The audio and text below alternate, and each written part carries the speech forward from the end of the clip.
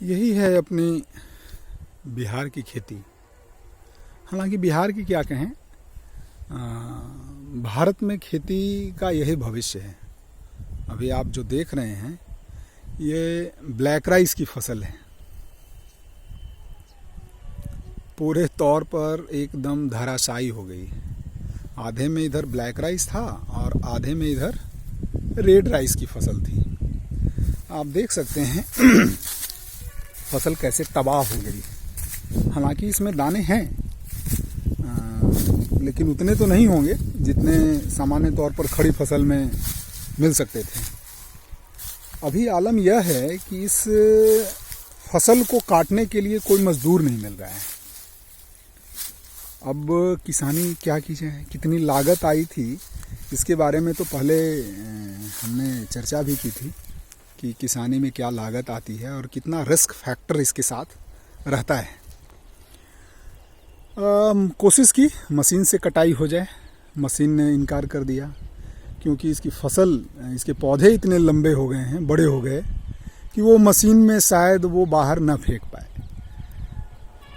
अब मशीन ने इनकार कर दिया और आदमी काटने को तैयार नहीं है। अब नगद पे भी, नगद में जैसे रोज़ दिन भर की मजदूरी पे जो काटने की बात आती है, अब उस पे बात हो रही है इस फसल को कटवाने की। और मुझे लगता है कि उसकी लागत कोई 2,500-3 हज़ार रुपये से कम नहीं आएगी। तो अब ऐसे में लोगों को लगता है कि फसल की कीमत इतनी कम होनी चाहिए जैसा अभी मार्केट में है भी। अच्छे से अच्छे धान की कीमत अभी बाज़ार में नहीं मिल रही है, तो ये तो लागत भी नहीं मिल पा रहा है। बाकी रही बात मुनाफे की, तो कैसे किसान की आय दोगुनी हो जाएगी। ये जो बात बार बार सरकार और तमाम लोग दावे करते हैं कि किसान की आय दोगुनी हो जाएगी, कैसे दोगुनी हो पाएगी।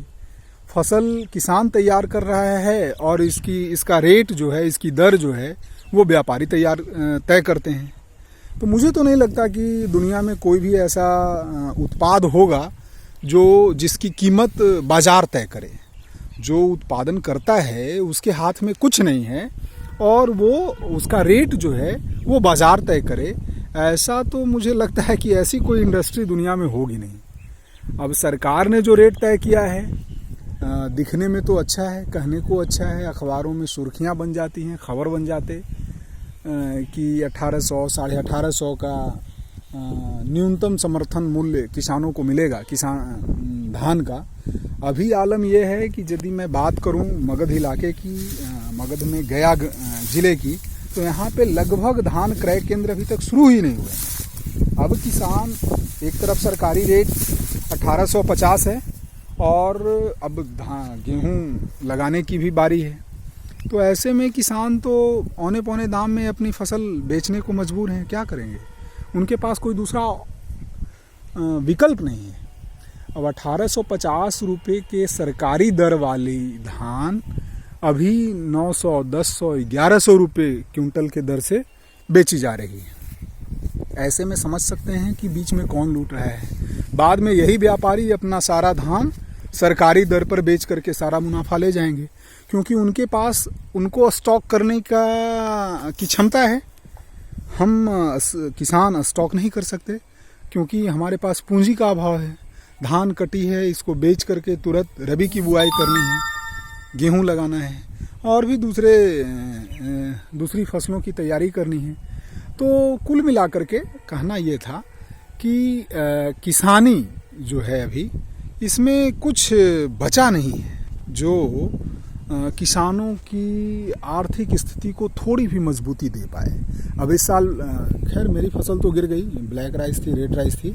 ऐसे औसत धान की उपज अच्छी हुई थी। किसानों को उम्मीद थी कि शायद इस बार दर बाजार भाव मिल गया तो शायद उनकी माली हालत थोड़ी सी सुधर सकती है, कुछ जमा पूंजी शायद हाथ में आ जाए। लेकिन बाजार ने इस पर पानी फेर दिया है, बाजार ने पानी फेर दिया है और पूरे तौर पर किसान मायूस हैं, निराश हैं। धान के खरीदार बाजार में नहीं है। अब बताइए, आदमी ने 3 महीने जी तोड़ मेहनत करके पूरी फसल की पैदावार की, अब बाज़ार में कोई लेने वाला नहीं है। हालांकि तो मैं अपने कई युवा किसान साथियों से अपील करता हूँ कि वो ट्रेडिशनल, ये जो परंपरागत धान और गेहूं की फसल है, इसमें अब इसको बंद करें, कोई फ़ायदा नहीं है।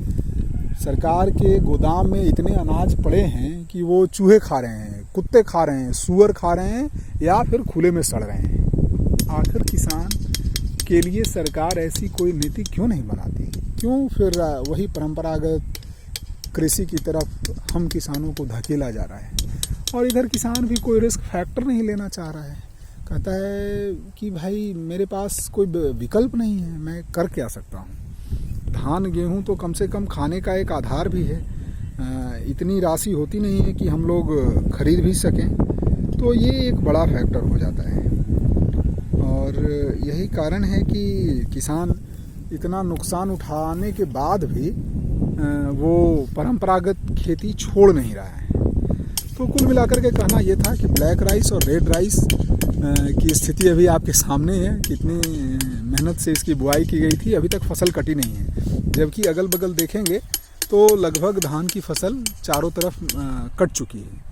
अब देखते हैं, अभी तो दिहाड़ी पर भी काटने के लिए मजदूर नहीं मिल रहे हैं। तो ये है किसानी और ये है हमारे ब्लैक राइस की खेती का आलम। अब कुल मिलाकर के देखते हैं कि फसल आती है या इसे आग लगा करके यूं ही नष्ट करना पड़ेगा। कोई उपाय नहीं है, कोई दूसरा उपाय नहीं है, कोई ऐसी व्यवस्था नहीं है जहाँ पे हम इसके लिए आवाज़ उठा सकें, कोई इसका निराकरण कर सके, कोई उपाय नहीं है। तो चलिए आज के लिए इतना ही। तो मैं उज्ज्वल बेलागंज ज़िले के, गया ज़िले के बेलागंज प्रखंड से, बेलागंज पंचायत से ब्लैक राइस और रेड राइस की खेती का हाल मैं बता रहा था आपको। तो अभी कुल मिलाकर के ज़मीन में ये फसल पड़ी है, देखते हैं क्या उपज आएगी। ये तो बाद में, पहले ये कट जाए उसके बाद ही कुछ बता पाएंगे कि क्या इसकी दर रही। धन्यवाद।